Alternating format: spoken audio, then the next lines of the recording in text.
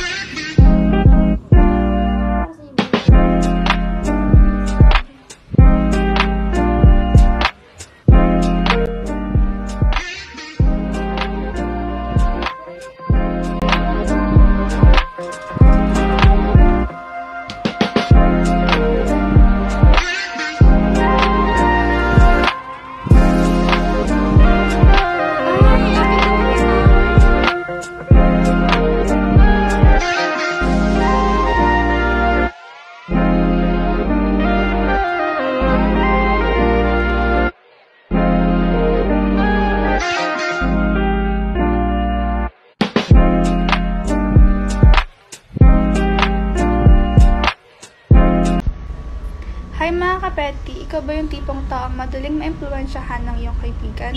Yung tipong isang aya lang sumasama ka kaagad? Alam ko magdadalawang isip ka pagkatapos mong mapanood ang movie na to.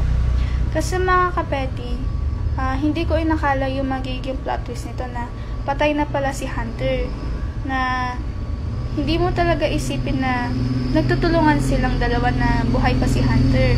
Yun pala, hallucination lahat ng kaibigan niyang babae yung nangyari sa kanila, na akala niya na nung nalaglag na si Hunter, na buhay pa pala siya.